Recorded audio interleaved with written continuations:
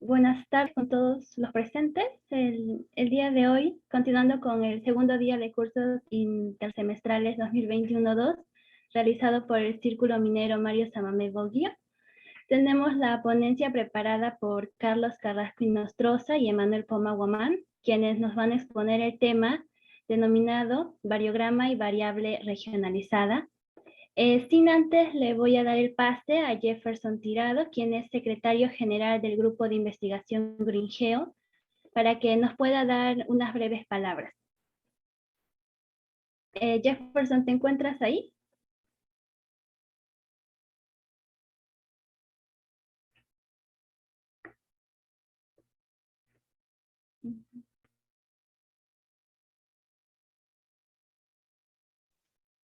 Sí, buenas tardes.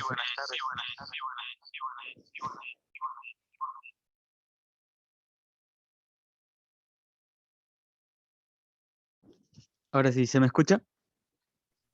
Sí, sí se te escucha. Sí, buenas tardes. Buenas tardes con todos los compañeros presentes. Bueno, quería agradecerles por asistir, ¿no? A esta clase introductoria de geoestadística que les va a servir mucho en lo que es el curso que se desarrolla, ¿no? De geoestadística, y invitarlos también a formar parte de este grupo, ¿no? De GreenGeo, que se creó para complementar temas, ¿no? De geoestadística.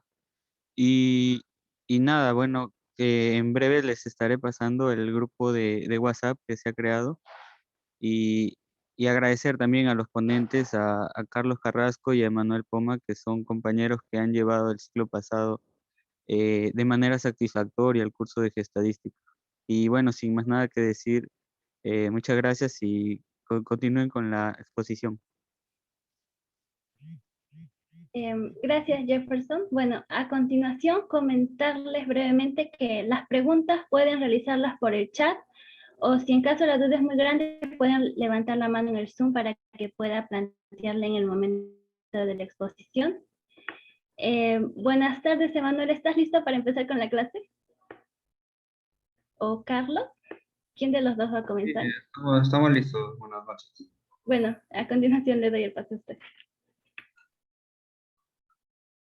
A ver, no sé si se me logra ver. Buenas noches. Sí, sí se te grabé. Ya, listo. Bueno, y agradeciendo una vez más, ¿no? A todos los presentes. Buenas noches. Vamos a dar inicio al curso intersemestral de geoestadística. Y en esta ocasión tengo mi persona a exponer, Emanuel Piero Pomogoma, y que estoy cursando octavo ciclo ya, ¿no? De la carrera. Espero que este pequeño curso que estamos brindando les sirva a los que van a empezar el séptimo ciclo de la carrera, o a aquellos que quieran aprender un poco el curso, ¿no? Antes de llevarlo inclusive. Bueno, lo voy a hacer junto en compañía de mi compañero de exposición. En esta ocasión es Carlos Carrasco, a ver si se quiere presentar. Buenas noches, compañeros. Yo soy Carlos Carrasco. Bueno, este curso es dirigido para compartir nuestro conocimiento del curso de geoestadística. Bueno, yo voy a cursar el octavo ciclo del ciclo que viene. Yo me especializo más en lo que es en programación con Python, programación con Excel y AutoCAD. Y quiero mostrarle en este curso cómo usar la programación Python en el curso de estadística para que se nos haga más fácil y tener mejores resultados, ¿no? Bueno, esta exposición lo iniciará mi compañero Emanuel. Gracias. Siguiente, por favor, Carlos.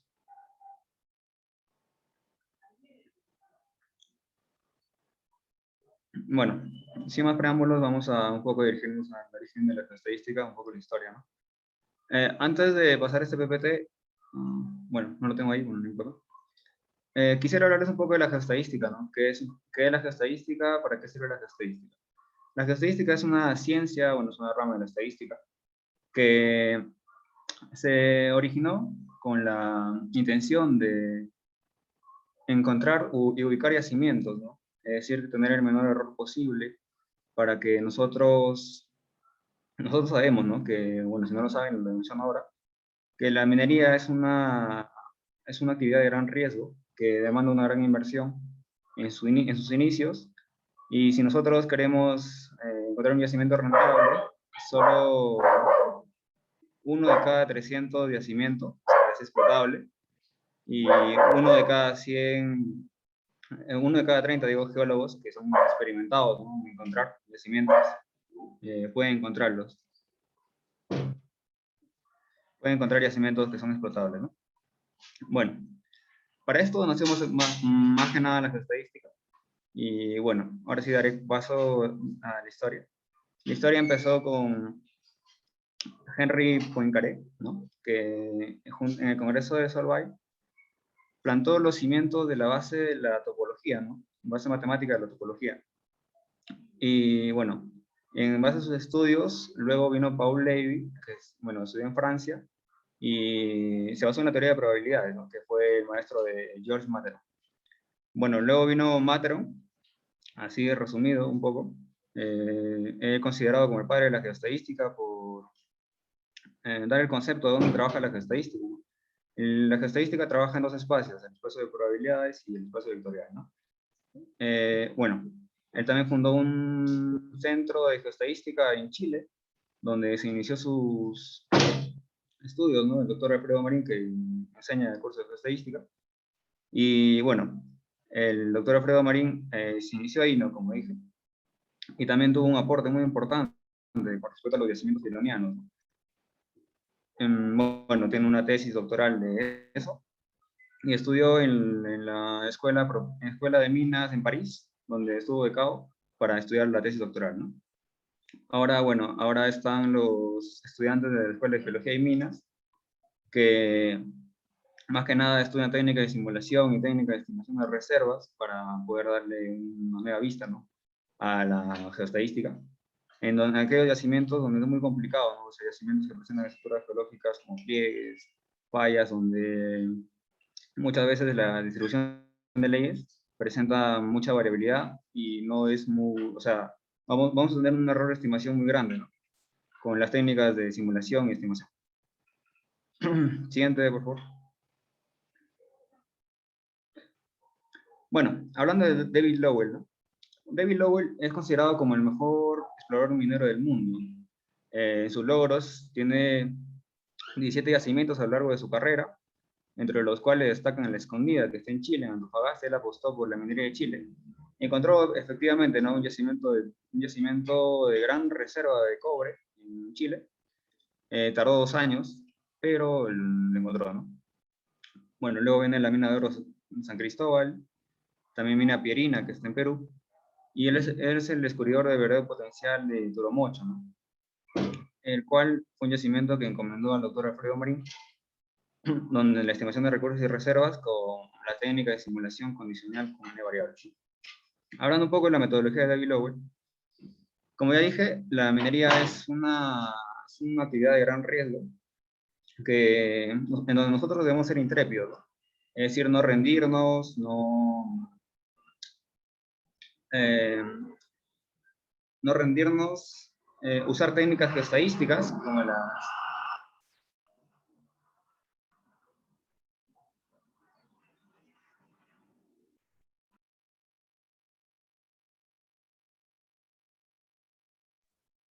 disculpen, estoy cerca de la ventana y está pasando un camión, ¿no? Bueno, como digo, debemos aplicar técnicas de estadística como son las técnicas de estimación y técnicas de simulación. Las técnicas de estimación básicas son la técnica de Kriging, que es la técnica de Materon, y la técnica de Kriging puntual y el modelo bloque, ¿no? Bueno, está basado en 9 principios y ahí dice, ¿no?, lo que les comenté hace un momento, donde cada uno de 30 geólogos encuentra un yacimiento, experimentados obviamente, y 1 de cada 100 yacimientos es económicamente rentable, ¿no?, devuelve todos los costos horarios operativos que puedan existir, las perforaciones, etcétera, ¿no? Siguiente, por favor, Carlos. Bueno, ahora vamos a los tipos de estimación, ¿no? Estimación de recursos. Tenemos la estimación global y la estimación local, ¿no? La estimación global se puede obtener a partir de la estimación local, algo así parecido a un modelo de bloques, donde analizamos un bloque, calculamos el tonelaje, la ley estimada, como pueden ver ahí, y a partir de eso seguimos analizando más bloques, ¿no? Hasta llegar a conceptuar todo un yacimiento. Y ahí en el yacimiento podemos calcular también la ley estimada del yacimiento para ver si es mayor a la ley de corte. Y también podemos ver si tiene una ubicación, una zona de mineralización rica o es pobre, o sea, cómo está el yacimiento, ¿no? Si es un yacimiento errático, por ejemplo, es decir, si la distribución de leyes es regular o difiere por partes, ¿no? Es decir, que en una zona está bien mineralizada, pero en otra zona es muy pobre, ¿no? Todo eso se puede comprender a partir de la estimación local, ¿no? En cambio, la estimación global, bueno, es una zona grande, no abarca una zona grande, como un yacimiento, una zona extensa de yacimiento. Ahí, como pueden ver ustedes, en la ZI es la ley del punto, bueno, estamos hablando de un metal, ¿no? Y el XY es la posición dentro del yacimiento. Bueno, ahora vamos a los métodos tradicionales de estimación de recursos. Estos métodos en sí no son muy recomendables, debido a que para pequeñas estimaciones como saber el tonelaje que vamos a poder obtener a partir de las reservas, podría ser, pero más allá no, porque estos infravaloran o supravaloran las leyes, ¿no? De cobre en este caso, o puede ser de oros, o de los metales, ¿no? En general. Como estos infravaloran o supravaloran, no son muy recomendables, ya que si nosotros hacemos un estudio en base a esto, obviamente vamos a tener errores de estimación, ¿no? En los cuales, si nosotros vamos al yacimiento, ya vamos a explotar con obviamente un papel donde dice la ley estimada es tal, la varianza de la ley es tal, el tonelaje asciende a tanto. Entonces, si nosotros vamos con ese papel y vamos al campo, el campo va a ser muy diferente a lo que tenemos ahí, ¿no? Por eso, debido a lo que estoy comentando, ¿no? A infravalorar o supravalorar las leyes del depósito, ¿no? Tenemos ahí, bueno, ahora un poco hablando de los tres métodos, tenemos la media aritmética, que es la ponderación. Por ejemplo, ahí tenemos un bloque de 100%, donde está contenido 7 muestras, ¿no? Bueno, puede ser de cobre, por ejemplo. 1%, si estamos hablando de plata, o inclusive de oro, ¿no? Estamos hablando de onzas por tonelada o de gramos por tonelada. Bueno, la cuestión es que de esas 7 muestras se suman las leyes, ¿no? Y se pondera como una ponderación normal. Pero, ¿qué es lo que pasa acá? Obviamente, sí es muy fácil, pero el peso asignado es 1 entre el número de muestras, ¿no? En este caso 7, o sea, 1 entre 7 para cada muestra. Obviamente, la estimación local acá tampoco no es muy recomendable, debido a que si nosotros analizamos un poco, cogemos por bloques, ¿no? Va a haber bloques que no tengan datos, ¿no? Ustedes lo pueden observar ahí, ¿no? Entonces, ¿qué pasa? En la estimación local no va a ser muy acertada, ¿no? El método de los polígonos, bueno, ahí no se puede observar bien, pero en el polígono, bueno, el peso en este caso es el área del polígono entre el área total. Igual, no, o sea, acá consideran, por ejemplo, que las leyes dentro de un mismo, dentro de un mismo polígono puede haber 2 muestras, ¿no? Inclusive 3 muestras, pero estamos considerando la misma ley para todas ellas, o sea, igual estamos cayendo en un error, ¿no? Y el método inverso a la distancia, que donde el peso es, como su mismo nombre lo dice, es inverso a la distancia. 1 entre d, bueno, al alfa, en realidad es 1 entre d al alfa, pero el alfa es 1 si es método inverso a la distancia, y método inverso cuadrado a la distancia, que es 2, que ya se usa para estimar de una manera más correcta. Bueno, siguiente, por favor. Ya. Ahora sí, vamos a la geoestadística como ciencia, ¿no? Bueno, la geoestadística en sí no solo tiene una definición, ¿no? Como todas las ciencias tienen muchas definiciones, y bueno, una de ellas es que se define como el estudio de las variables numéricas distribuidas en el espacio o variables regionalizadas, ¿no? Esta ciencia asume que los valores de la variable regionalizada están correlacionados unos con otros. O sea, ¿qué quiere decir que están correlacionados unos con otros, ¿no? Es decir, si nosotros tenemos una función definida en un espacio y tiempo, ¿no? Un f de x, por ejemplo, una ley. Ya. Nosotros calculamos la ley en una posición dentro de un depósito. Tenemos un valor numérico. Pero luego calculamos en otra posición, o inclusive en otro espacio, ¿no?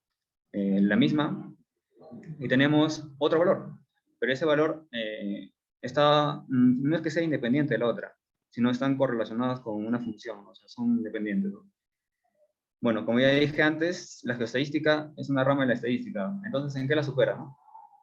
Bueno, las muestras en la geoestadística están correlacionadas en base a su ubicación, ¿no?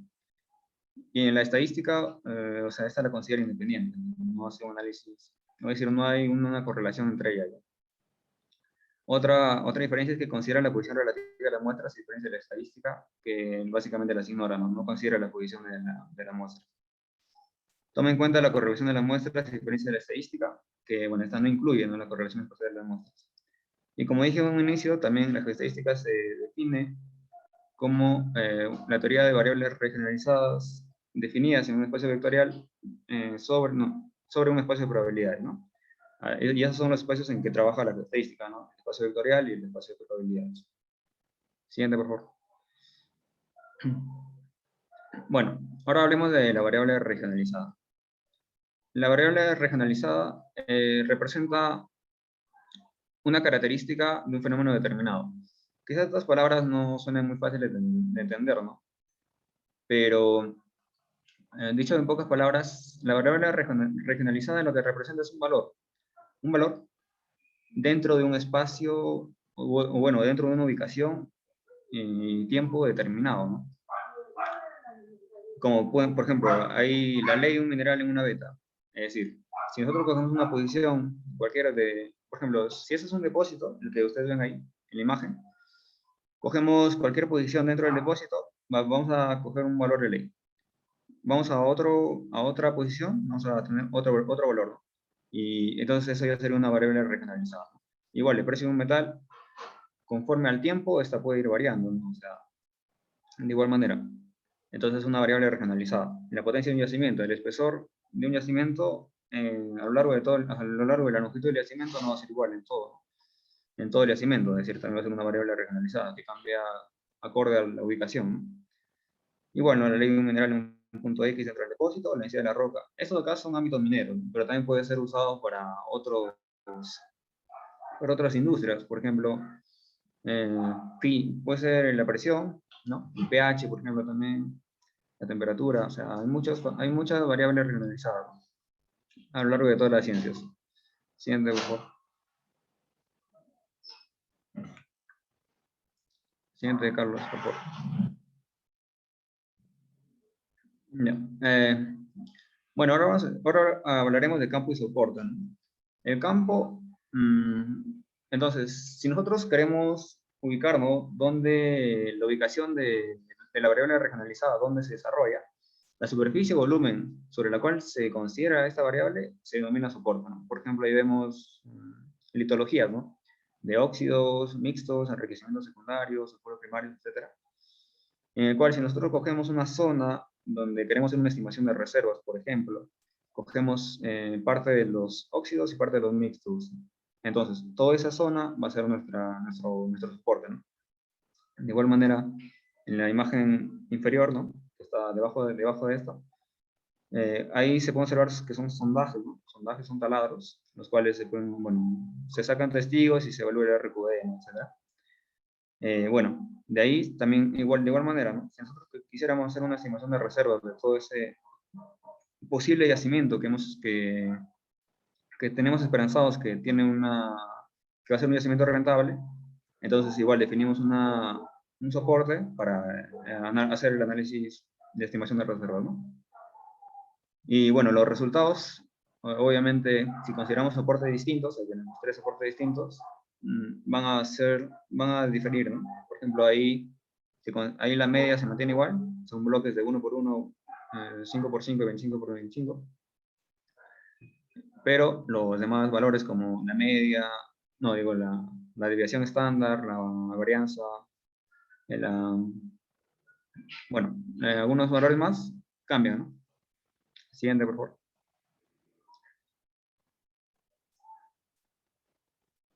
Acá tenemos el objetivo del estudio de la variable regionalizada, ¿no? Ahí tenemos, por ejemplo, en la imagen izquierda ustedes ven un espacio en 3D, donde ahí tenemos una función, ¿no? Que cambia acorde a la posición que estamos tomando, es decir, es una variable regionalizada. Entonces, ¿cuáles son los objetivos? Si hablamos del plano teórico, es expresar características estructurales en una forma matemática adecuada, ¿no? Y en el plano práctico, resolver el problema de la estimación de una variable regionalizada a partir de un muestreo fragmentario. Esto se puede obtener a partir de la técnica de Green, que, bueno, explicaré más adelante, que es la más conocida, ¿no? Para citar un ejemplo, por ejemplo, acá tenemos un yacimiento, ¿no?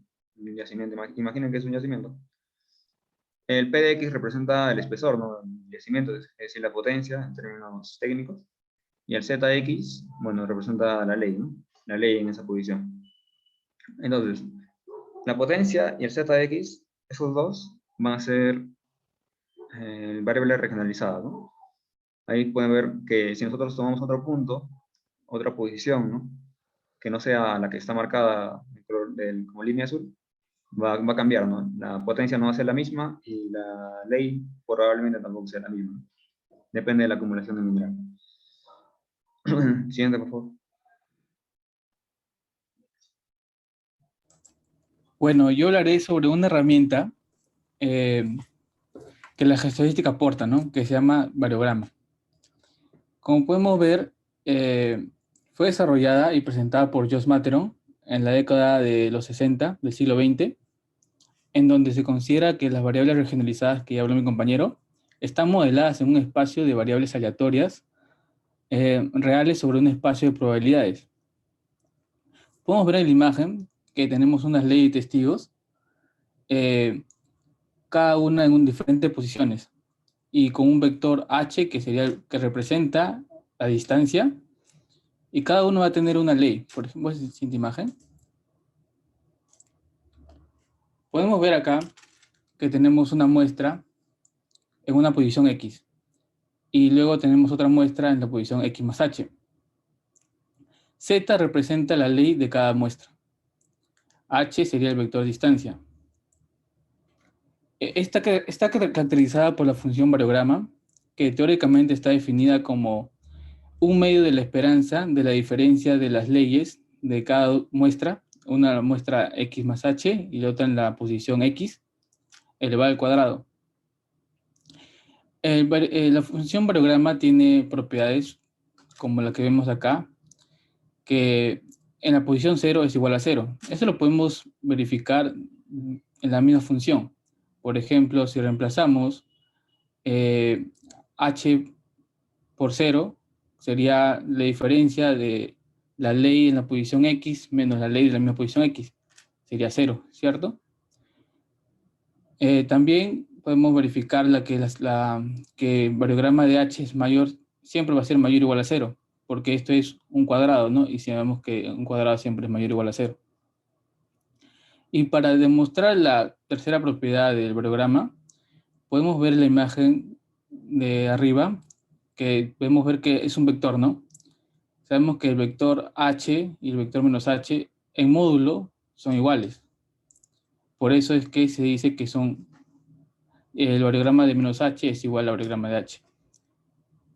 Esa es la fórmula teórica. En la práctica, se dice que el variograma es un medio del promedio de la diferencia al cuadrado de leyes en puntos que están a la distancia h.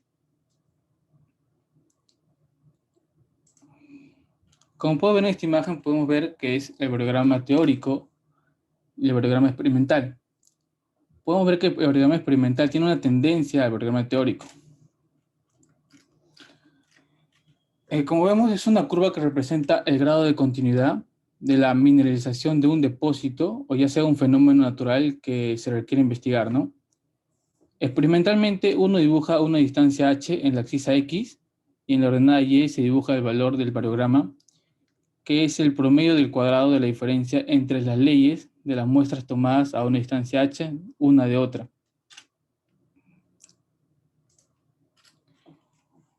En general, el variograma es una función no decreciente de la distancia h, ya que en promedio, cuando más separados estén las muestras una de otra, más diferentes serán sus leyes u otra variable que estemos analizando.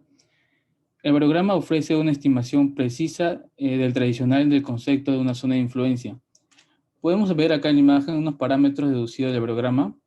Por ejemplo, el efecto Pepita, que muestra el error de muestreo o de laboratorio y la misma erraticidad de la variable.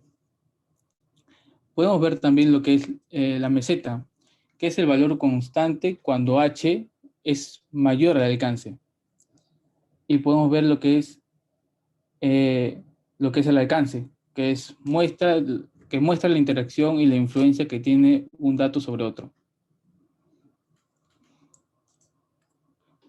Pero, ¿cómo calcularíamos un variograma? Para una línea de muestreo, tenemos primero que conocer el valor de las variables y la separación de uno de otro dentro del espacio de probabilidades. Primero se va a escoger lo que es la distancia, o lag que se le dice, y luego se calcula el valor de variograma, ya sea tomando una distancia h, tomando 2 veces la distancia h, o 3 veces, y luego graficaríamos variograma versus las posiciones, ¿no? Por ejemplo, iré a un ejemplo que tendríamos una zona A, que tendríamos una ley 5, 1, 6, 2, 4. Para calcular el variograma, primero haríamos grupos de 1, de una distancia h1, que sería el h, sería 20, ¿no? Tomaríamos 5, 1, 1, 6, 6, 2 y 2, 4. Ese es el primero. Entre 2, que era, si se acuerdan de la fórmula anterior, entre 2 y luego entre n, que es la cantidad de los pares formados. Y tendríamos el primer valor. Y luego tomando ahora 2 veces la distancia h. Por ejemplo, ahora tomando 40, ¿no? 20, 40. Seríamos 5, 6, 1, 2 y 6, 4. Lo mismo la diferencia de las leyes al cuadrado, la sumatoria, entre 2 y entre la cantidad de pares formados. En este caso sale 1. Luego tomaríamos 3 veces la distancia, ¿no? O sea, 20, 40, 60. Tendríamos 5, 2 y 1, 4. Solo se forman 2 pares. Ya, la diferencia de esas dos leyes, la sumatoria entre 2 y entre la cantidad de pares formados. Y luego entre 4 veces, 20, 40, sería 80, ¿no? Tomaríamos 5, 4, la diferencia de las leyes al cuadrado, ¿no? Entre 2 y entre 1, porque solo se formó 1, 0.5. Y graficamos el variograma, ¿no? Tomamos 20, 40, 60, 80 y los valores que nos salieron. Y sería el variograma. Ese, por ejemplo, en una zona A. Ahora vamos a otro ejemplo con una zona B. Ahora tenemos la ley es 6, 5, 4, 2, 1. Hacemos lo mismo como anterior. Tomando una distancia 1, tomaríamos 6, 5. Acá está dibujado 6, 5, 5, 4, 4, 2, 2, 1. La diferencia de esas leyes al cuadrado, la sumatoria, entre 2, entre la cantidad de pares formados. Y lo mismo hacemos con el siguiente y con el siguiente, como el ejemplo pasado. Pero si vemos una comparación de estas dos zonas, vemos que acá tiene las leyes de una forma aleatoria, ¿no? O sea, de forma desordenada. No hay una secuencia. Por ejemplo, acá está en forma decreciente. Y si hacemos una comparativa de los variogramas, vemos que acá tiene una forma continua, ¿no? Y acá tiene una forma como discontinua, una forma zigzag, algo así. Y acá tenemos que eso se puede aproximar a una parábola. Si tendríamos más leyes, más muestras. Eso es una diferencia si hacemos un variograma de muestras con leyes aleatorias y una con muestras crecientes o decrecientes. Por ejemplo, una tarea que nos dejaron en el curso del ciclo pasado, que fue realizar 20 tiros de dados y realizar el variograma. Acá solamente hicimos con 5 muestras, pero ¿qué pasa si ahora hacemos con 20, con 30, 50, 1000? Sería mucho más complejo hacerlo, ¿no? Por eso es que En este curso quiero explicar cómo relacionar la programación Python enfocada a programa para que sea mucho más sencillo y mucho más rápido. Y bueno, esta fue la tarea que dejó, que primero dijo ordenar los tiros de los dados en forma creciente y decreciente y realizar variograma. O sea, de la misma forma, pero solamente con 20 datos aleatorios. Voy a proyectar mi Excel para que vean cómo es.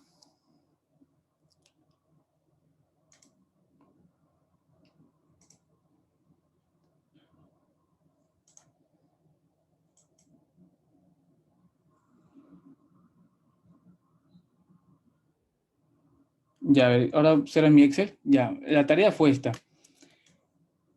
Calculamos datos aleatorios, o sea, lanzamos el dado y ponemos nuestro dato, ¿no? En esta vez puse la función aleatorio, que sería aleatorio entre, ¿no? Y pondríamos entre 1 y 6, ¿no? Porque el dado tiene hasta 6. Y ahí 20 veces. Luego yo calculé lo que es la media, la varianza, la desviación estándar, el coeficiente, los parámetros estadísticos que normalmente conocemos. Y luego de eso calculé la tabla de frecuencia y su histograma. Luego, esos son los valores que obtuvimos, los hicimos de forma creciente y luego de forma decreciente. Luego hicimos lo mismo con la fórmula que ya vimos en el PowerPoint para cada uno. Pero son 20 datos, o sea, vamos a tener que agrupar 4-2, 2-4, 4-3, 3-2, 1-2-1, es mucho más complejo, ¿cierto?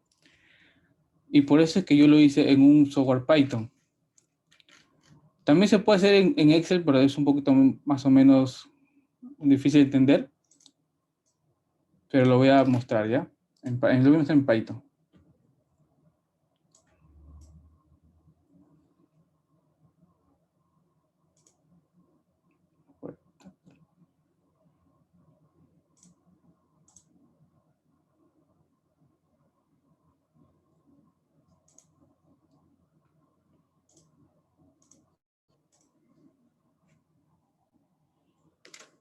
Un rato está cargando el programa.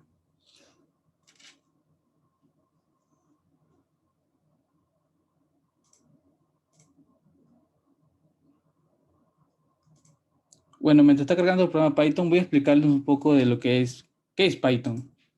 Porque algunos creo que no conocerán qué es Python. Python es un lenguaje de programación. Como dicen, es un lenguaje interpretado. No es necesario que se compile. Bueno, haré como un breve resumen de lo que es Python. No iré tan a profundidad.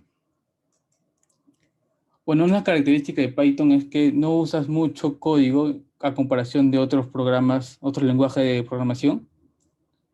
Es tipo dinámico, se refiere que, por ejemplo, una variable puede tomar un valor de 5, luego en transcurso del programa puede cambiar a un string o con un texto, luego a un float, luego a un complejo, puede ir cambiando. Y es de multiplataforma. Luego, Python es muy usado, por ejemplo, en gráficos, en Matplotlib, que acá es donde vamos a usar lo que es variograma, también en Google, también en juegos, en minijuegos como conocemos Mario Bros, Counter-Strike, Battlefield. Python es usado mucho en juegos, en varias cosas. También en Axe y en robótica. En Axe podemos ver que se usa en Instagram, Pinterest, también en Netflix, si no me equivoco. Bueno, ahora para que puedan entender un poco del programa que he creado sobre variograma, voy a explicarles lo que son tipos de datos. En Python hay tipos de datos que son numéricos, textos y booleanos. Los numéricos tenemos los enteros, que es int, o sea, números sin decimales. Tenemos los decimales, que es los flotantes, que es float, y los complejos. En los textos, que son conocidos como los string, tenemos luego los booleanos, que son verdadero o falso, true o false. Los operadores de Python, tenemos los aritméticos, tenemos los de comparación y los lógicos. Los aritméticos ya conocemos, ¿no? Suma, resta, multiplicación es un asterisco, la división, el módulo, que este es el residuo de una división, el exponente y la división entera. En la comparación, acá nos bota lo que es un booleano. Por ejemplo, si ponemos 4, este es equivalente 4 equivalente a 3, nos va a salir un false, porque es falso. Diferente, esa diferencia 5 diferente de 4, nos va a salir verdadero. Mayor que, menor que, mayor o igual, menor o igual. Y los lógicos, ¿no? Que es y, o y no. Por ejemplo, acá están. Tenemos la suma. A es igual a 10 más 5, entonces A va a ser 15. La resta, la negación, la multiplicación, el doble asterisco es exponente, la división, división entera, y el módulo, que es el residuo.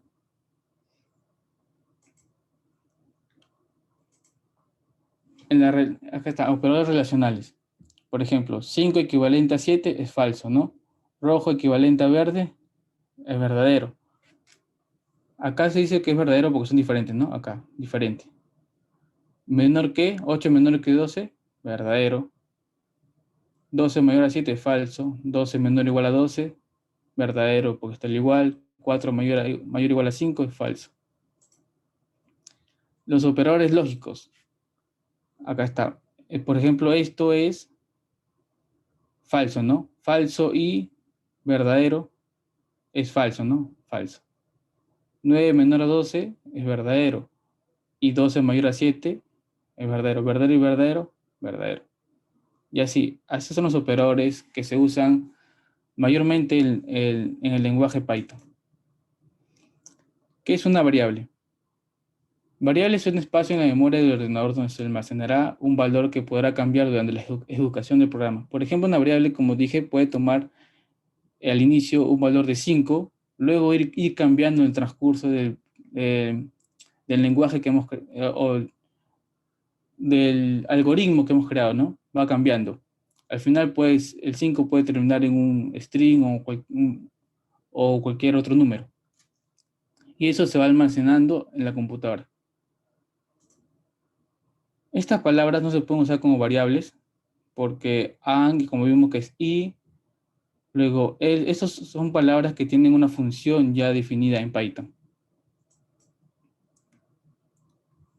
Ya, en la importación de módulos en Python, hay dos formas para importar módulos o librerías en Python. Que, por ejemplo, tenemos lo que es, acá pone ejemplo Mac, que son funciones matemáticas. Por ejemplo, acá pone import Mac y pone imprimir Mac, que es la librería que hemos importado, punto, y la función, que esta función pertenece a la librería que hemos importado. Por ejemplo, mac.smk raíz de 16.4. Y la otra forma para importar la misma librería es from Mac import sqrt. Por ejemplo, imprimimos la raíz de 2, dice, y sale lo mismo. Significa raíz. La diferencia de estas dos formas de importar es que acá estás importando toda la librería, o sea, todas las funciones que están ya en la librería. Y acá solo estás importando lo que es la raíz cuadrada de esta librería. Para ahorrar memoria, más se utiliza la de acá, la segunda, porque, por ejemplo, acá ya vas a importar todo lo que es exponente, logaritmo, todo, y de repente no vas a usar todo eso, vas a usar solamente la raíz. Por eso es que solo se utiliza esta. Ya si quieres importar todas, solo importas de la forma primera. Como vemos, acá están las funciones matemáticas de la librería Mac, que es FAC, que es absoluto, Scale, que es redondeo hacia arriba, Floor, redondeo hacia abajo, Log, logaritmo natural, Log10 es logaritmo decimal, factorial nos regresa un factorial de un número, POC es un elevado número de x a un exponente y, x es un número elevado a la x, y este que ya vimos que es la raíz cuadrada. Las condicionales en Python, por ejemplo, este significa así. Si una condición y luego una instrucción. Por ejemplo, si tú, de acá te ponen una condición. Si tú cumples la condición, vas a poder ingresar a la instrucción. Si no cumples, esta condición no te va a dejar entrar. Es como una puerta. Tú, por ejemplo, tienes una variable a, por ejemplo, la condición es que a igual a 5 y a vale 4, entonces no vas a poder ingresar a la instrucción. Cuando a sea 5, recién vas a poder ingresar a esta instrucción. Y else es la contraparte. O sea, si no cumple acá, se va a ir al else. Por ejemplo, acá abajo. Si acá la expresión, nuestra condición, va a poder ingresar. Si no ingresa acá, se va a ir de frente al otro else. Por ejemplo, acá un ejemplo de cómo crear un programa al ingresar un número entero y que nos diga si es par o impar. Acá se podrá entender mejor. Por ejemplo, el programa nos va a decir, ingresa un número. Por ejemplo, ingresamos 20. Ya, ahora 20 va a decir, ¿te acuerdan de este es residuo, verdad? Si el residuo con 2 es igual a 0, va a ser par. Si no, es impar. Por ejemplo, si ponemos 5, acá no va a poder ingresar porque no es 0. 5 de residuo con 2 no es 0. No puede ingresar. Entonces es un número impar. Ese es un ejemplo de condicionales, que también, esto vamos a utilizar también en lo que es el programa que he creado para el variograma. Ya, acá está el programa que creé en el programa. Quiero ver si ya se abrió. Acá está, ya se abrió. Por ejemplo, quiero poner el ejemplo que puse aquí. Ya, por ejemplo, tenemos acá nuestras leyes, ¿no? Acá. Y vamos a ver el programa que sale, ¿ya?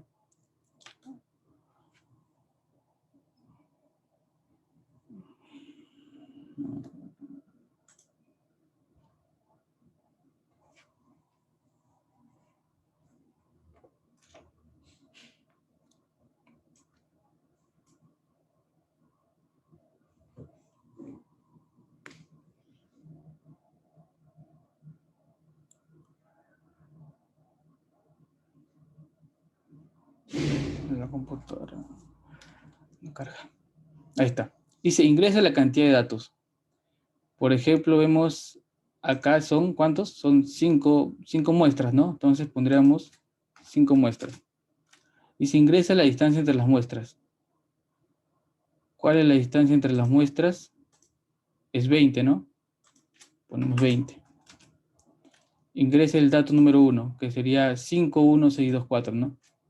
5, 1, 6, 2 y 4. Y nos bota el barograma.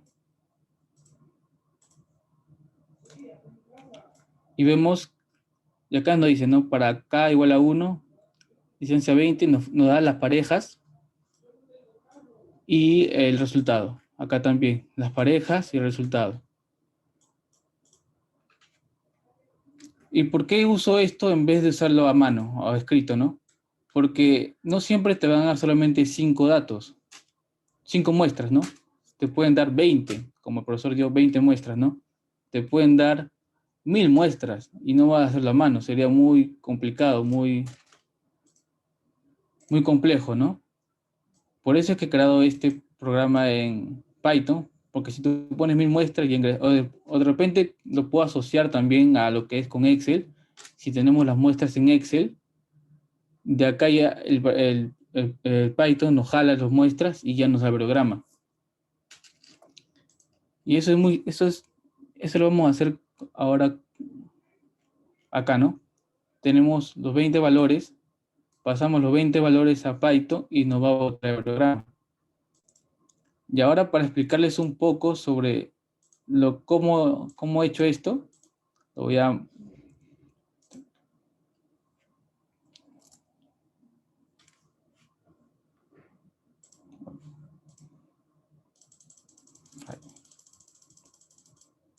Ya. Por ejemplo, acá usé lo que es importar una librería, ¿no? Acá hemos importado la librería Matplotlib. Este es para la gráfica, para graficar. Solamente voy a usar esta librería para graficar. Luego hemos puesto que datos sea igual a un entero. Input es para que el programa nos pida ingresar un dato. Por eso ahí nos pone el texto, ingresa la cantidad de datos, ¿no? Como vimos en el ejemplo, si tenemos 20, 5, 10, 1000, ponemos ahí. Lista es una lista que nos va a estar agrupando los datos que estamos ingresando. Luego nos va a pedir un número que sea, no sé, puede ser número entero, número decimal, cualquiera. Por eso pongo float.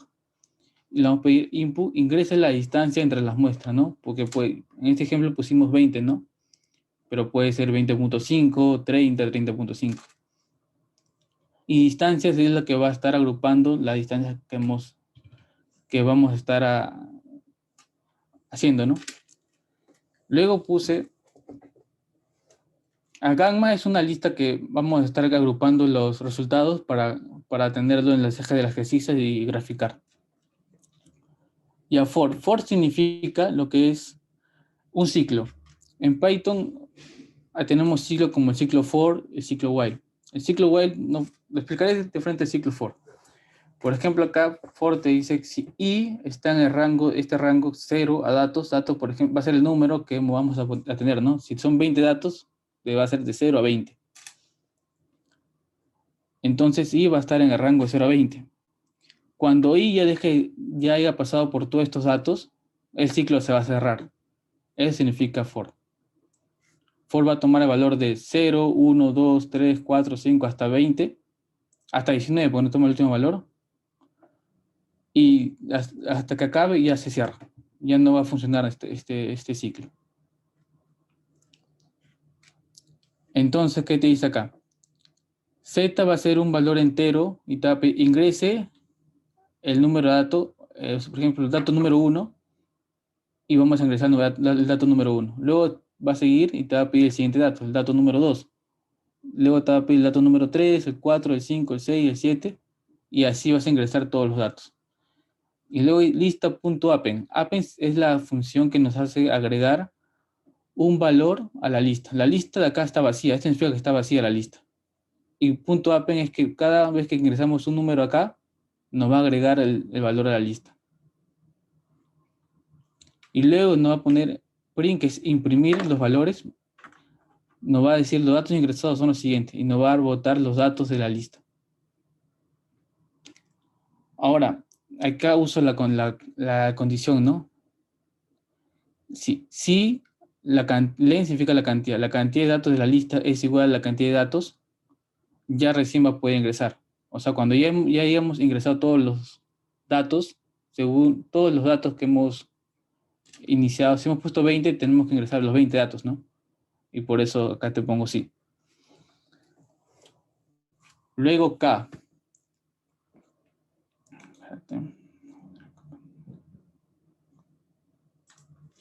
Ya, por ejemplo, acá va a tener el valor de 1. Ya, si K fuera 1, así va a ir funcionando, porque el programa va a dar vueltas, va a ir así, así, así, así, hasta que acabe. Inicia, vuelve a iniciar, vuelve a iniciar. Es un ciclo.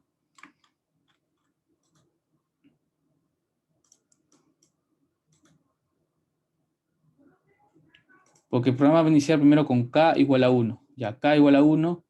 Luego suma, voy a dejarla ahí. N va a ser igual, por ejemplo, hemos puesto 20, ¿no? 20 menos 1 va a ser, N va a ser 19 datos. N es la cantidad de parejas. K es la cantidad de, por ejemplo, si tenemos, a ver, X1, X2, X3 y X4. Este va a ser B, la distancia entre estos dos. Por ejemplo, K va a ser la cantidad de Bs que vamos a agarrar. Si K es igual a 1,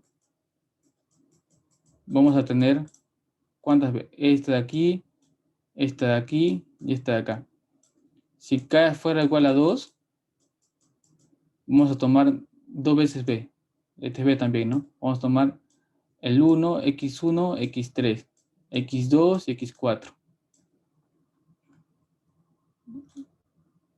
Y así vamos a... Ese significa el valor de K. Y siempre el n va a ser un número menor que la cantidad de pares formados.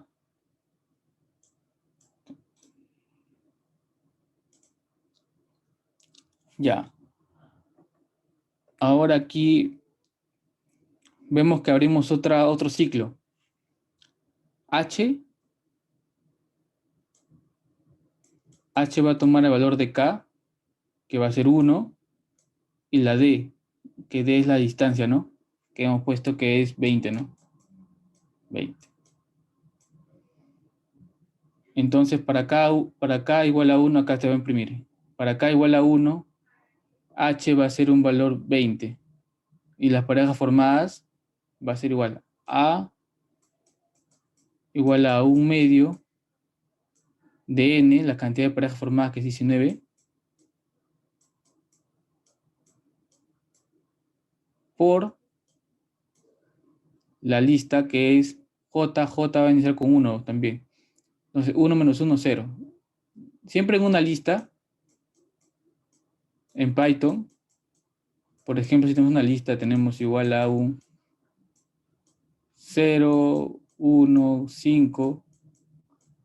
La posición de cada elemento de la lista es 0, 0, 1 y 2. Siempre inicia con 0 la posición de cada elemento de la lista. Por eso es que pongo 1 menos 1 sale 0. Elemento de la lista, de la posición 0 de la lista, va a ser el primer valor que hemos ingresado. Vamos a ponerle acá x1, ¿ya? Menos 1 más 1, 2, menos 1 sale 1, ¿no? Menos, este 0, ¿no? x0, menos x1. Y esto lo vimos, ¿no? Que era exponencial, o sea, al cuadrado. Y ese va a ser la primera pareja. Por eso es que acá va a ir sumándose. Suma es igual a la suma más A.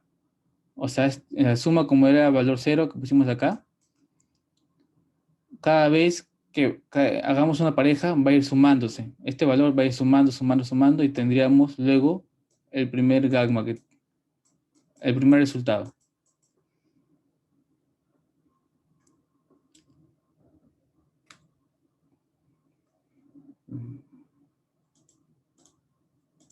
Ahí hablo en el chat. Allá.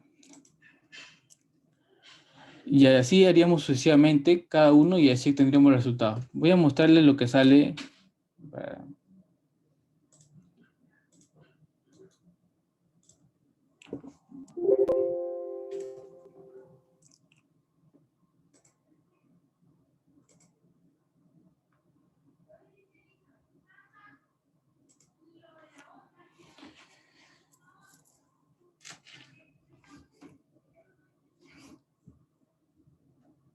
Ya, por ejemplo, el profesor dijo que hagamos esta tarea a mano.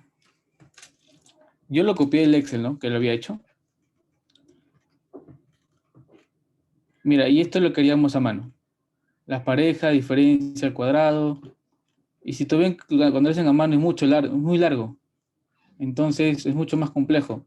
Imagínense con 1000 datos. Sería mucho más complejo. Y sería varograma. Y acá igualito. Este es para creciente ya. Ascendente y descendente. Será mucho más complejo. Pero con el programa que he creado, ya tenemos las parejas formadas, por ejemplo, vamos abajo. Ya este es el programa que creé. Y este sería la tarea. Tenemos los datos ingresados, los 20 datos. Y el programa nos bota esto. Nos bota las parejas y el resultado. Que es lo mismo que está acá escrito. Solamente acá le hemos puesto diferencia. Acá también le haremos lo mismo. Diferencia entre el 2, entre K. Ya está. Y tendríamos el resultado. Lo mismo acá, lo mismo acá. Y esto vino en el parcial, dos problemas. Si hacíamos esto 2 veces, ya tendríamos prácticamente el parcial aprobado. Por eso es que este programa me sirvió mucho en lo que es en el parcial, Y acá tenemos, ¿ves? En creciente decreciente. Y luego hay otra tarea que deja con 1000 datos, que es el informe acá.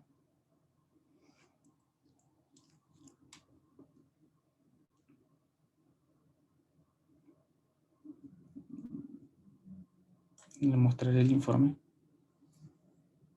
Esta vez simular datos totalmente aleatorios de 1000 y graficar su variograma.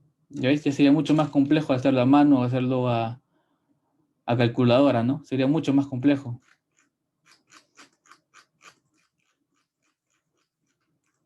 Y acá este lo hice con Excel. Acá haríamos los 1000 datos. Haríamos la media, varianza, desviación estándar, coeficiente, el histograma. Leo el cálculo del variograma. Esto lo hice con Excel. También tengo el Excel, se los puedo pasar también.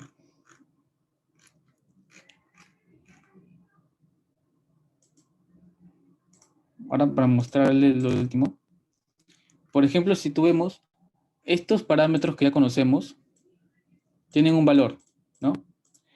Pero si variamos el orden, por ejemplo, creciente, ya sea creciente o decreciente, estos valores van a seguir siendo los mismos, no van a cambiar. Pero en cambio, en un variograma sí varía, ¿no? Si lo hacemos de orden creciente o decreciente, el variograma sí varía y nos da una mejor precisión. En cambio, estos no varían, ya sea sin importar, esto sin importar el orden, va a seguir siendo igual. Sería una de las conclusiones que también coloqué en la tarea que hice, ¿no?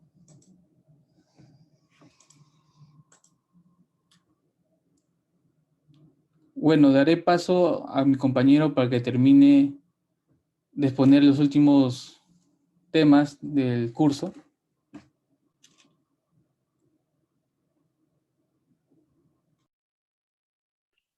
Carlos, ¿no vas a terminar de explicar los modelos de programa?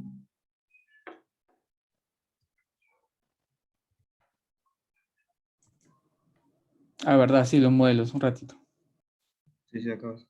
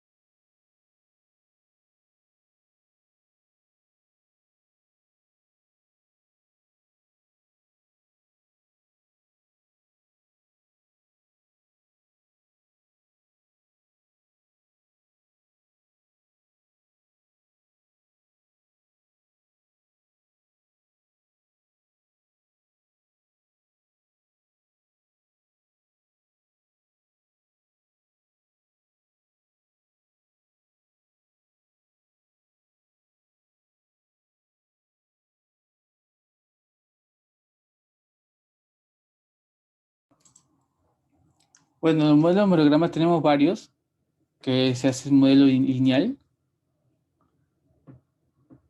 que es, esto de acá es el efecto Pepita, y ese sería el modelo lineal. Tiene la forma de una constante, que sería C sub 0. Luego tenemos otro modelo de programa que tenemos el modelo Forme o modelo exponencial, que tiene la siguiente forma. C sub 0 más C sub 0, 1 menos exponencial elevado a la menos h entre a.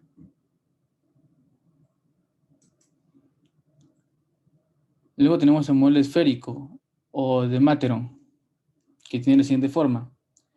Estos modelos, dependiendo de nuestro variograma o nuestro variograma experimental, que nos da puntos, se van a ir aproximando a uno de estos modelos.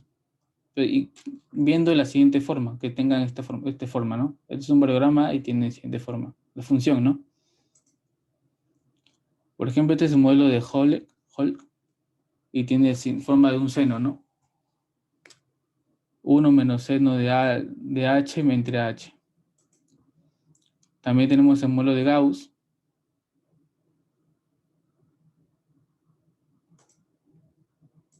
Ya. Esos son los tipos de modelos. Hay muchos más modelos de programa, pero estos son los más conocidos, ¿no? Ahora daré paso así a mi compañero para que explique. Sí, Carlos, ¿me dejas compartir, por favor? Ahí así comparte tú, si puedes, o comparto yo. No, no, no. Deja compartir.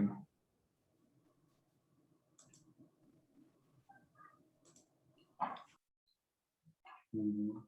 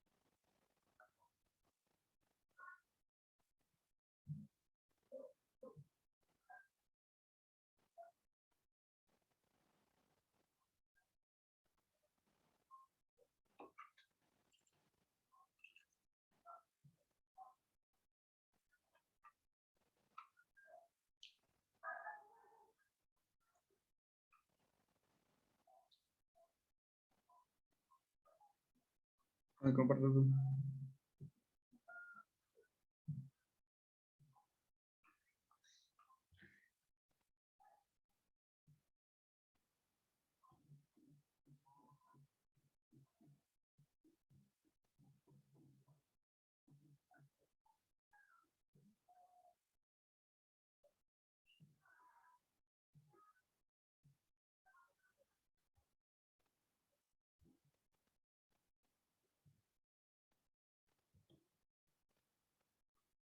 Recording in progress.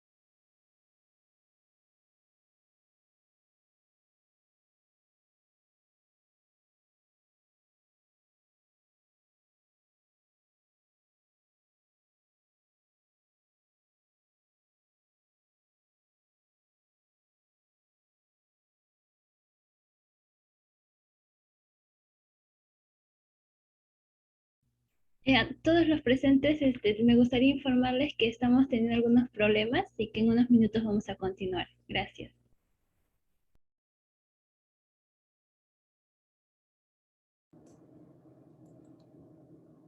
Buenas, ¿podría darle administrador a mi compañero Emanuel?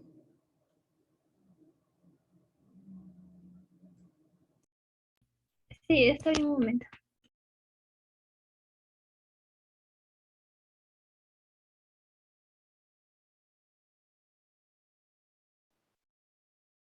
Ah, listo, gracias. Tuve problemas con mi laptop que se apagó, disculpe. Ah, Carlos, un foro presente, se está prendiendo el audio.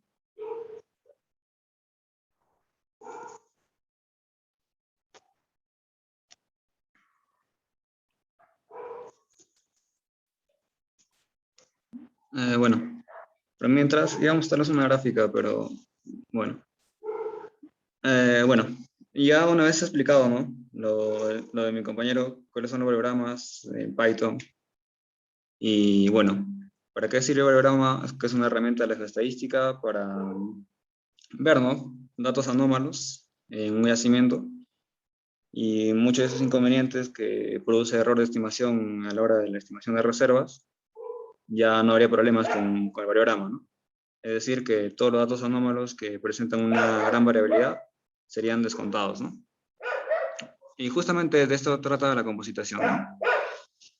A nosotros sacar muestras o muestra de roca, ¿no? A partir de sondeos, estos datos son irregulares y lo que debemos es homogeneizarlos, ¿no? Una manera de realizarlo es con litología o sin litología, ¿no? Hay dos formas.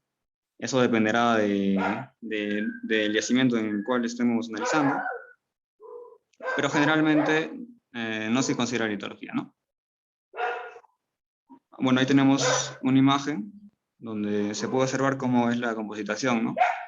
Tenemos un testigo de roca, que bueno, ahí se han sacado dos muestras de roca, que una presenta una ley 1 y otra presenta una ley 2.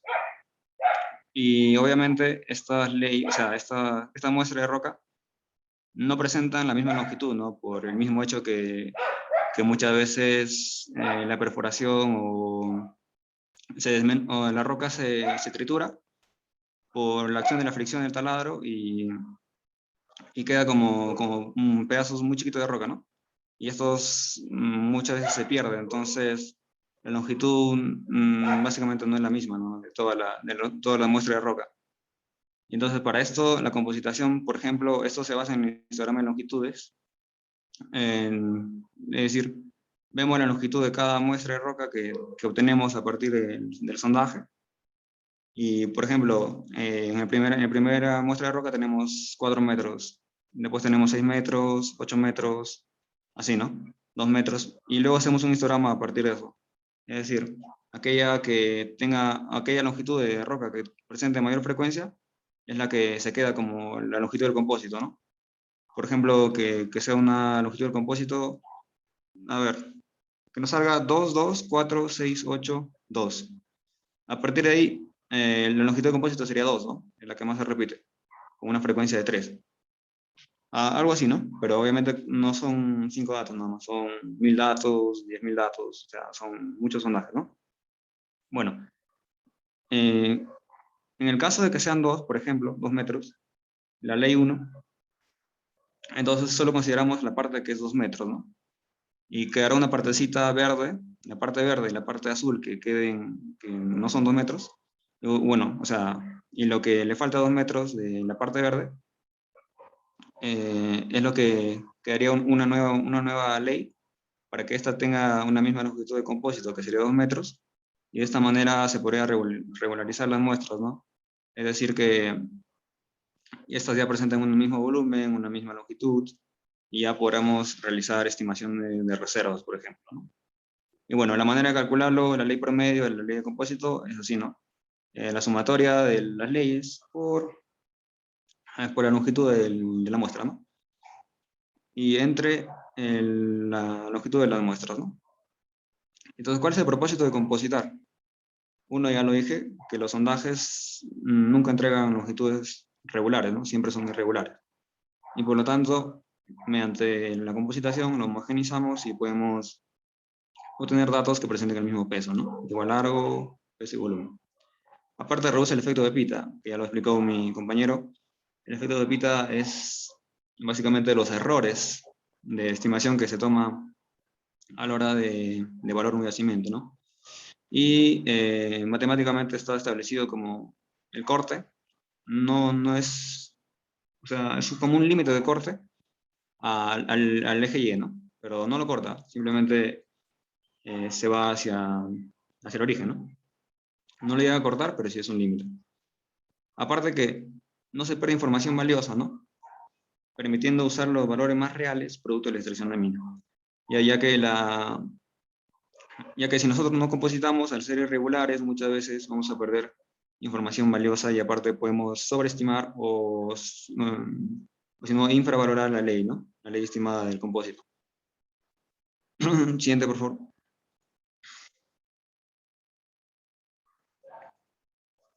La distribución log normal. Bueno,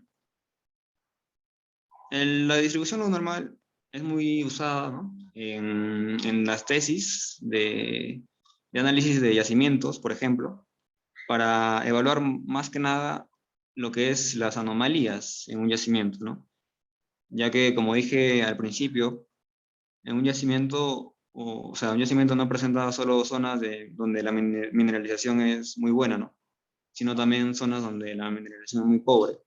Entonces, o sea, esto a través de la distribución no normal, se puede presentar o se puede observar, ¿no? Las anomalías, si el yacimiento presenta anomalías o no presenta anomalías a través de un gráfico que asemeja a la campana de Gauss. A ver, estoy esperando que mi computadora se prenda para poder enseñarles. Bueno, ya. La distribución normal también describe adecuadamente los datos que son originados en muchas ciencias de la Tierra, ¿no? Como, por ejemplo, procesos físicos, químicos, biológicos, económicos, etcétera, ¿no? Y bueno, obviamente se caracteriza por presentar una variable con mayor número de datos en torno a valores bajos, ¿no? Y unos pocos datos hacia los valores más altos. Como podemos observar ahí, ¿no? Es decir, los valores bajos se forma como una campana de Gauss, ¿no? Los valores bajos, luego vienen valores altos, y luego vienen valores bajos nuevamente, ¿no? Teniendo un ápice bueno, que se denomina alcance, si no me recuerdo. Bueno, las aplicaciones de esta distribución, como ya reduce o elimina el impacto de los datos con valores extremos del estructura del programa. Es decir, que los datos anómalos ahí se podrían observar, porque, o sea, si hubieran datos anómalos, a ver, después en un momento les muestro de mejor manera. Esta distribución no sería una campana de Gauss perfecta, ¿no? Sino sería una campana de Gauss como con un chinchón, ¿no? O con algunas curvas que no presenten o que no pertenezcan, ¿no? A la campana de Gauss. O sea, se puede observar de manera directa, ¿no? Aparte también, se puede realizar una transformación logarítmica a partir de y igual al logaritmo natural de x, ¿no? X representan las leyes originales, ¿no? Sacadas a partir del yacimiento, y el Y ya representa el logaritmo de estas leyes, ¿no? Y que representarían nuevos datos para el análisis de la distribución normal, ¿no? De igual manera, bueno, esto si queremos agregar un parámetro más, sería Y igual al logaritmo natural de X más C, que va a ser un parámetro, donde se va a hacer un escalar, ¿no? Y esta transformación atenúa las diferencias entre los valores altos. Finalmente, también se puede observar la presencia de anomalías en las leyes en un banco de yacimiento, ¿no? Como dije al principio, es muy usada en la evaluación de las tesis, de yacimiento de pórfidos, por ejemplo, pórfidos cupríferos, como el de Cerro Verde. En Cerro Verde hicieron este análisis, ¿no? De distribución normal, o también yacimientos de oro, o yacimientos de plata también, ¿no? Siguiente, por favor.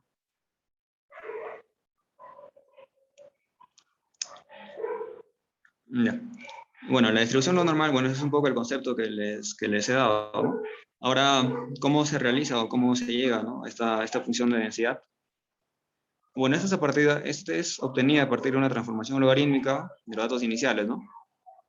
Comúnmente, si hablamos en minería, son leyes de metales en un yacimiento, ¿no? Por ejemplo, las leyes de metales que sean n leyes, x1, x2, x3. Luego realizamos la transformación logarítmica, que es y igual al logaritmo natural de x. Entonces tenemos el logaritmo natural de x1, el logaritmo natural de x2, así sucesivamente, hasta el logaritmo natural de xn. Y estas van a ser iguales si realizamos una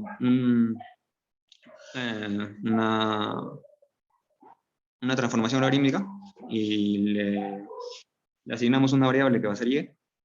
En este caso, y1, y2, así hasta yn, y ya estaría listo para hacer un análisis o una transformación de función de densidad, ¿no? Y la función de densidad se define simplemente como f de x igual a 1 entre la raíz de 2pi por beta, que representa la desviación estándar del y, que ya es las muestras realizada la transformación. Esto por el exponencial de menos un medio, multiplicado por el logaritmo natural de x, ¿no? Esas son las muestras iniciales, menos el alfa, que representa la media de las muestras ya transformadas, ya todo eso al cuadrado entre igualmente la varianza, ¿no? Que sería la varianza de las muestras y. Siguiente, por favor. Perdón, un momento.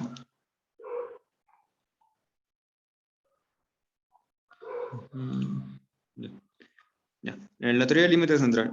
Bueno, la teoría del límite central fue desarrollada, ¿no? por Lyapunov, donde demostró que al estudiar este teorema se cumplía que las muestras que seguían una distribución normalizada cumplían que al ser, o sea, si no presentan datos anómalos, se cumplía una campana de Gauss, ¿no? Como ustedes pueden ver ahí en la imagen izquierda, en la primera imagen, esa es una campana de Gauss, ¿no? Y si presentan anomalías, obviamente esta capa de Gauss va a ser imperfecta, ¿no?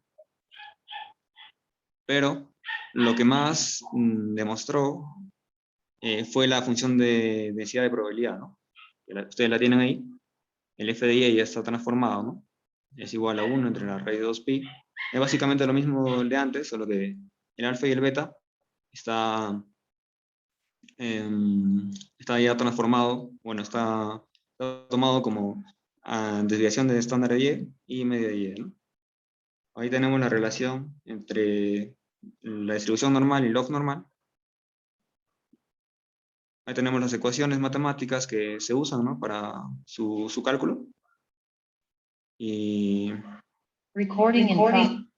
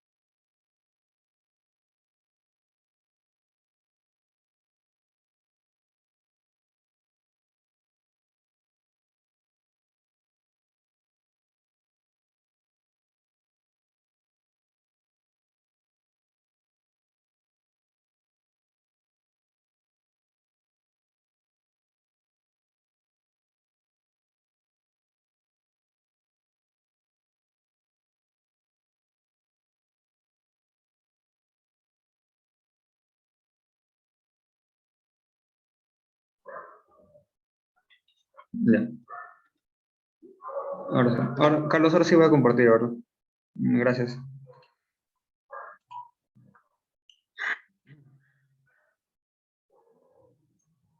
Perdón.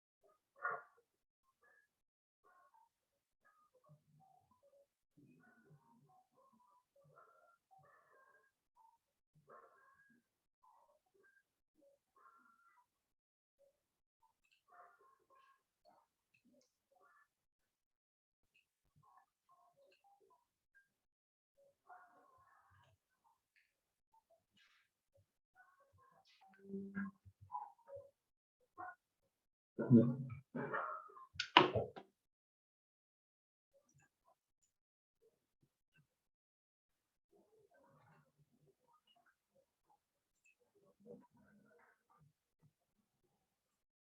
Ya, bueno, disculpe la demora, como estaba diciendo,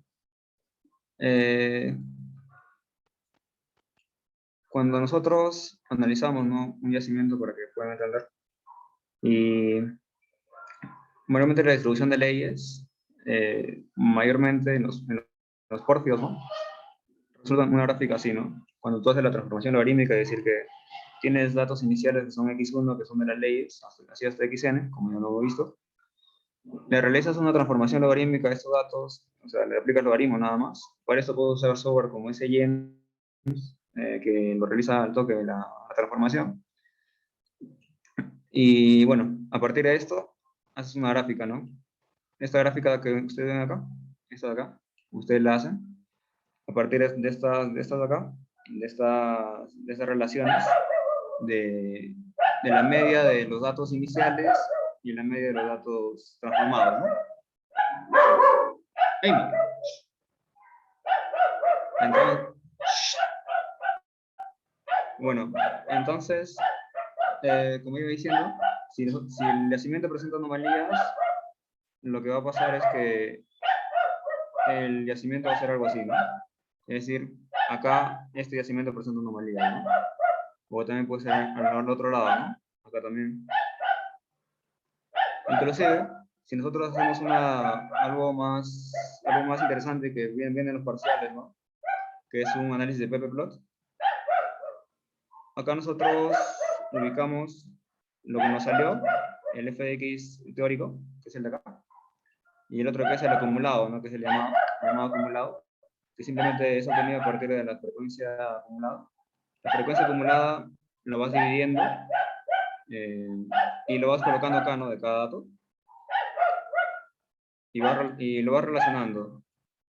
Si esta gráfica te sale una gráfica lineal, es centrada en el origen, entonces esta gráfica es un ppplot, representa que no hay anomalías, ¿no? En cambio, si esta gráfica te sale algo así, por ejemplo, o sea, esto va a presentar anomalías, ¿no?, al igual que esto de acá, y se ve como una campana de Gauss acá, ¿no? Y bueno, esto de acá son las ecuaciones matemáticas que se utilizan para la transformación de la distribución normal y log normal. Y esto de acá es una gráfica, ¿no?, de la función de densidad normal y es de la log normal, ¿no?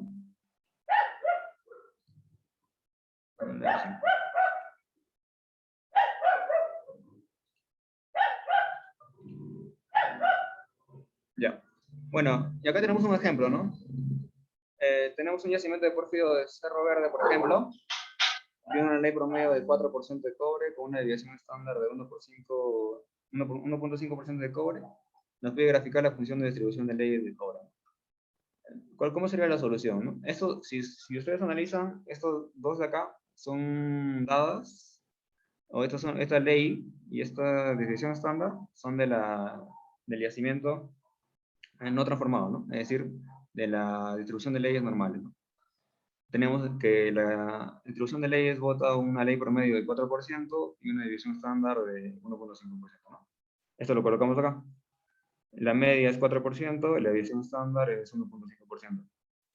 Entonces, a partir de estas ecuaciones que ustedes ven acá, que el mu de x y la desviación de x, estos dos, ustedes van a sacar alfa y beta, ¿no? El alfa representa el mu de y, que es el mu, la media de la transformación logarítmica de los datos, y el beta, que representa la varianza de la transformación logarítmica de los datos, ¿no?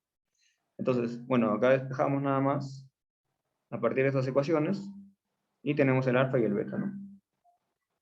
Y finalmente, como bueno, solo tenemos esto acá, ley promedio, podemos agarrar un Excel, o podemos, claro, un Excel, ahora lo voy a mostrar.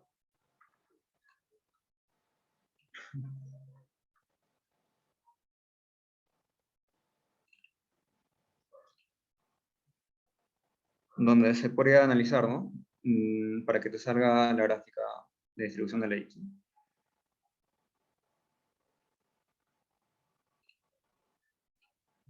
Ya. Acá tienen los datos, la desviación estándar y... Ya. Tenemos la desviación estándar y tenemos la media, ¿no? Y acá tenemos ya las transformadas, que solo he aplicado las ecuaciones que están ahí en el PPT. De igual manera acá. Sacamos estos dos y luego empezamos a simular, ¿no? Como esta es una transformación de logaritmo, el x obviamente tiene que ser positivo, ¿no? Y bueno, consideramos en 1, 2, 3, 4, 5, así. Puede hacer hasta más, no hay problema. Y acá lo que realizas, en Excel hay una función llamada distribución log normal, te pide la media, el x, bueno, te pide el x, que sería esto de acá nada más, te pide la media, la desviación estándar, insertas lo que has hallado, y como yo no quiero acumulado, no quiero que me dé puntual, ya pues simplemente le doy falso, y igual para todo, ¿no? Solo mantengo constantes estos dos, y luego grafico, ya tendría la gráfica de distribución normal. ¿Qué es esto de acá?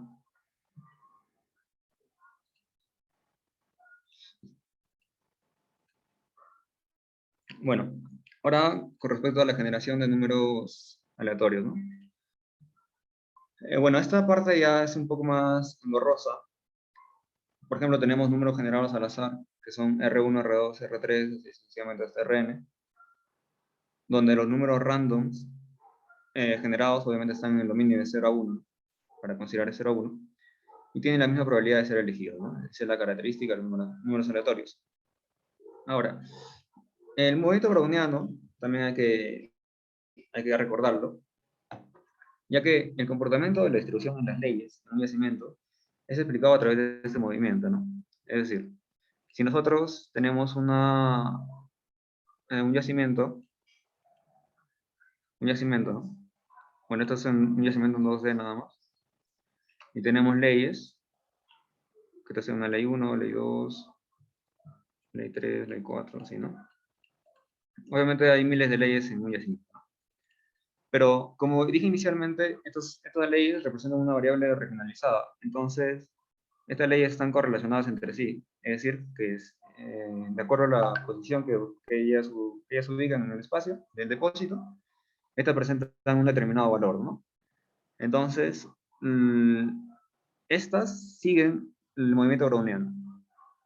Y bueno, la mayoría de yacimientos, ¿no? Obviamente hay anomalías, que por eso también se realiza un análisis de distribución normal, donde si la gráfica te bota y te sale una gráfica algo así, Tú acá presenta tu yacimiento, presenta anomalía, ¿no? Acá. Bueno, entonces, para nosotros entender un poco la generación de números aleatorios, podríamos analizar un poco el modelo. Bueno, esto se aplicaba en el modelo de bloques, ¿no? Es decir, tenemos el yacimiento, esto ya para la estimación de reservas, ¿no? Nosotros cogemos el yacimiento que queremos analizar y lo partimos, ¿no? En bloques. En Perú se usa bloques de 15 por 15, en su mayoría. 15 por 15 por 15. Pero también puede ser 15 por 15 por 10, bueno, eso depende de cada yacimiento, ¿no? Pero en general son 15 por 15 por 15. Bueno, así coges cada bloque. Ahora, en cada bloque obviamente va a haber diversas muestras. Ahora, hay dos formas de simular, bueno, de generar números aleatorios. Hay una que considera las técnicas de estimación, técnica de estimación que está basada en la teoría de Kriging, y hay otras que consideran las técnicas de simulación, en la cual solo se basa en el comportamiento de la distribución de las leyes. Las técnicas de simulación, esto de acá es mayormente más errático que esto de acá. Esto de acá es más correcto, ¿no? Porque se le asigna pesos a cada ley. En cambio, esto de acá, por ejemplo, a partir de una media de leyes y de una varianza de leyes de un yacimiento, tú ya puedes simular tu yacimiento y te va a salir un tonelaje, ¿no? O sea, coges una tablita de este yacimiento, coges una tablita y pones, ¿no? Bloque 1, y tienes la ley de bloque. Bueno, vas a calcular, ¿no? No vas a calcularlo, vas a simularlo. La ley de bloque, por ejemplo, que sea de cobre y te salga 3.5%, tienes el volumen del bloque, que en este caso sería 15 por 15 por 15 para cada bloque, multiplica 225, bueno, te va a salir un metros cúbicos. Luego tenemos la densidad de la roca que está en este yacimiento, y no sé, que sea granulorita, que está entre 3.2 a 3.5, creo, toneladas por metro cúbico, ¿no? Y finalmente multiplicas estos dos y tienes el tonelaje, ¿no? Volumen por densidad, tienes el tonelaje de cada bloque. Sumas todos los bloques que has simulado y obtienes el tonelaje de la reserva, ¿no? Tonelaje de la reserva mineral. Esa sería una aplicación, esas son técnicas de simulación, ¿no? Y obviamente para cada bloque le asignas leyes, ¿no? Que sigan esta media y esta distribución, y esta varianza, digo, ¿no? Que sigan estos dos, que estos son datos reales del yacimiento, ¿no? Y luego tú solo estás simulando cómo podría funcionar o cómo se podrían distribuir las leyes en ese yacimiento, ¿no? Bueno, ahí está la aplicación, ¿no? Esto que he aplicado es un poco el modelo de bloques, pero explicado a pequeña escala, ¿no? Y también la simulación de leyes en un yacimiento considerado mucho también. Bueno, luego tenemos la técnica de Kriging, que son más técnicas de estimación, ¿no? Consideramos la variable, bueno, esto de acá que ustedes ven acá, es obtenida a partir del diagrama que ya explicó mi compañero, ¿no? Es decir, nosotros, o sea, cuando vamos a campo, este es el terreno, ¿no? De superficial. Sabemos que el terreno no es así, ¿no? No estamos en otros países, nuestra geología es así, ¿no? Hacemos sondajes donde hay posible mineralización, por ejemplo acá. Hacemos sondaje. Y en cada sondaje obviamente tiene una dirección y un lanzamiento, ¿no? En la cual es lanzada. Y todo esto de acá, al lanzarlo nosotros, podemos, a través del diagrama, podemos medir si, o sea, si esto de acá genera un mayor alcance para nosotros poder recibir mayores recursos del depósito mineral, ¿no? Ponte que acá lanzamos un sondaje, algo así, y esto nos da el mayor alcance, ¿no? Entonces, a partir de acá definimos el divisor de influencia. A ver. Esto de acá, ¿no? Que sea 25-45, por ejemplo. 25 de dip y 45 grados de dirección, ¿no? eso sería el eje mayor 1, ¿no? El eje 1, ¿no? Obviamente esto está ubicado, ¿no? Dentro del depósito, esto ya es en las coordenadas, ¿no? Pero solo nos sirve para generar el elipsoide de influencia, ¿no? Generamos otro eje ortogonal, y generamos otro eje ortogonal, ¿no? Y esto de acá sería el elipsoide de influencia. Esto arriba también. Esto de acá sería el elipsoide de influencia para ese yacimiento, ¿no? A partir de ahí ya comenzaría el análisis de la técnica de Krieg, que ya está acá. Que ya es esto de acá, que ya cuando está terminado, ¿no? Esto de acá. Y bueno, básicamente el Krieg lo que considera es un soporte geométrico, ¿no? Y dentro de su árbol de influencia, lo que le dije ahorita, primero se consigue el eje mayor a partir de variogramas, y luego se realiza dos ejes ortogonales a ese, y ya tenemos el elipsoide de influencia, ¿no? Y bueno, se podrá estimar una nueva variable a partir de las anteriores, ¿no? Considerando un peso para cada una de ellas. Este peso, que también lo hemos visto en los métodos tradicionales, en los métodos, en cambio, o sea, la diferencia es que estos pesos son más reales que los métodos tradicionales, ¿no? Que solo consideran el inverso de la distancia, o consideran una ponderación, ¿no? O sea, esto de acá es más exacto. El criquiado, que también es otro nombre que se le asigna, atribuye pesos a las muestras, y estos pesos se calculan de manera que minimiza el error que se comete en la estimación, ¿no? Entonces, ¿cuáles son las condiciones matemáticas para la aplicación de esta técnica de Krieg? Uno, que el error debe ser mínimo, y el otro que es el error cometido. No, este es el error de varianza y este es el error cometido, ¿no? Esto se demuestra a partir de la suma de pesos, que los pesos deben ser 1, y esto es que la varianza de ese yacimiento es igual a la suma de los pesos por su gamma respectivo, obtenida a partir del variograma, más la media, menos el otro gamma que va de la dirección de V1 a V, ¿no? Ya. Bueno, entonces, esas son las dos consideraciones matemáticas que hace la técnica de Krieg, ¿no? Para el depósito mineral, para poder realizar la estimación de reservas. Y bueno, ¿y cómo se calcula la ley estimada, no? Bueno, la ley estimada simplemente es una ponderación de los pesos, es decir, el peso por la ley en la posición x1, más el peso 2 por la ley en la posición 2, así sucesivamente, más el peso en n por la posición por la ley, por la ley de la posición n, ¿no? Y finalmente, para calcular estos pesos en la técnica de Krieg, ahí tenemos el elipsoide de influencia también, ustedes lo pueden ver acá. En primer lugar, lo que se realiza es, se debe encontrar la mejor estimación lineal posible de la ley en base a programas direccionales, ¿no? Definimos nuestro elipsoide de influencia, esto de acá.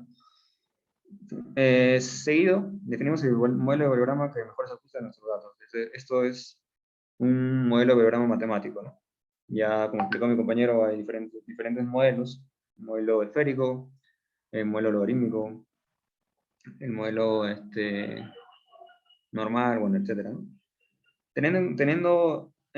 Luego, teniendo estos datos, que ya intervienen, ¿no?, en el soporte definido, calculamos la matriz de distancias, es decir, los H's, los lag distance, conocidos. Luego calculamos la matriz de IH a partir del modelo de variograma que hemos obtenido acá.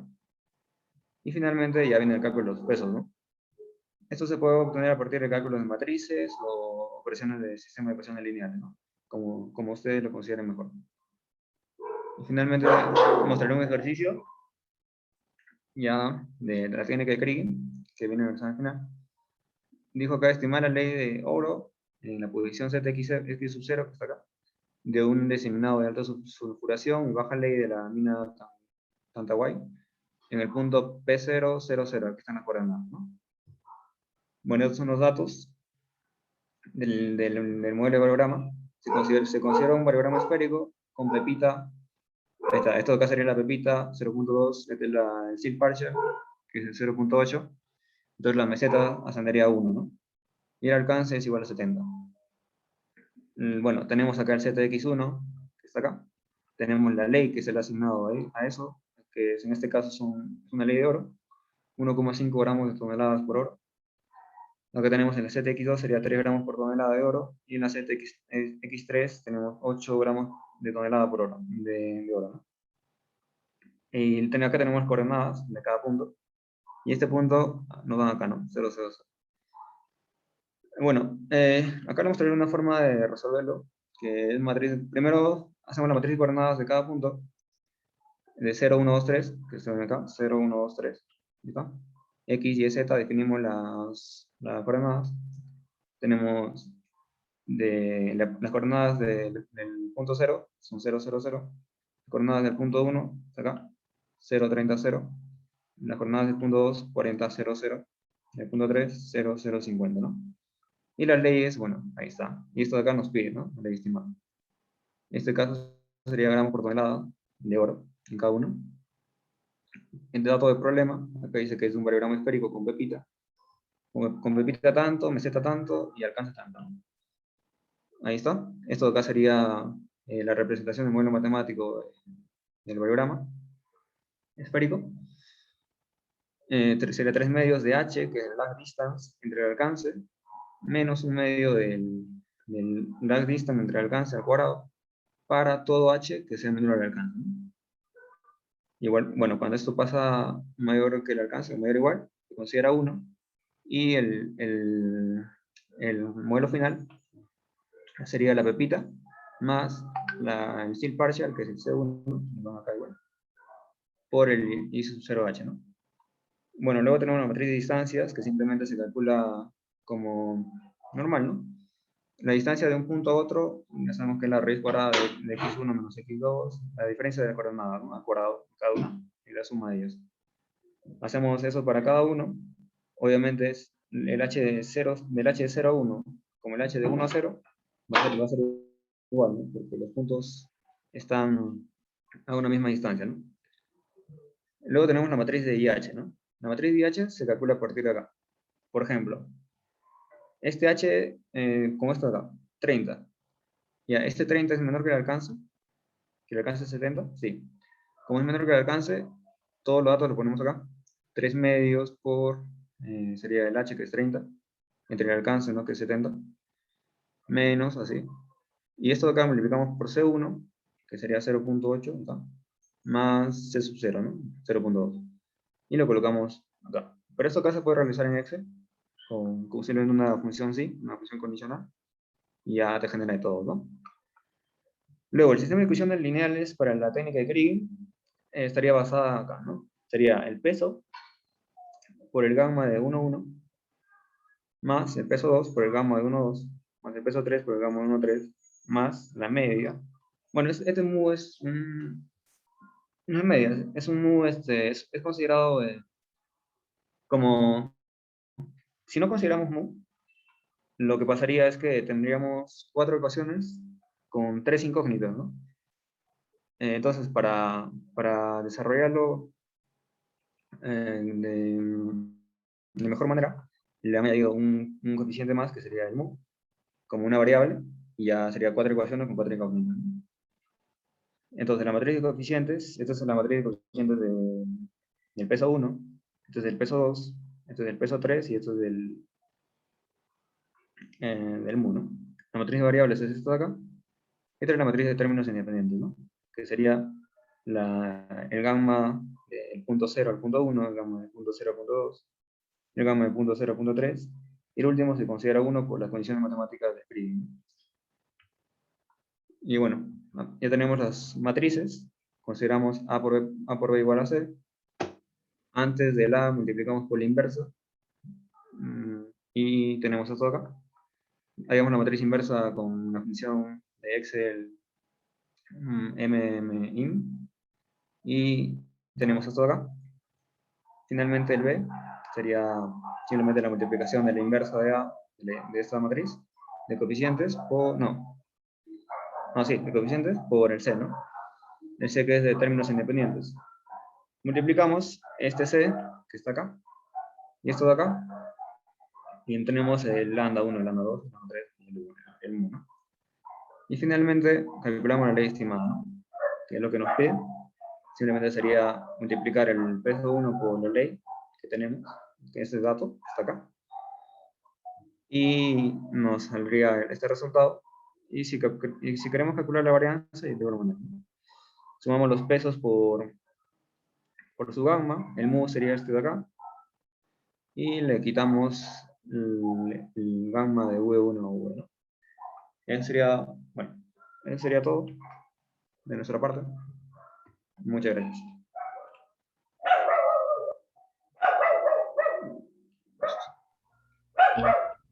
Muchas gracias, chicos, por la explicación. Bueno, visto que todavía no hay preguntas, vamos a darle un tiempo quizás para aquellos que quisieran formular algo. Mientras tanto, les voy a dar el siguiente presente a nombre del Círculo Minero Mario Samamé Bongio. Les otorgo un diploma de agradecimiento a Carlos Carrasco Nostroza y a Emanuel Poma Guamán el presente reconocimiento por su valiosa participación en los cursos intersemestrales 2021-2 como ponente del tema variograma y variable regionalizada, realizado el 17 de agosto del 2021. Bueno, al parecer no hay preguntas, está todo claro.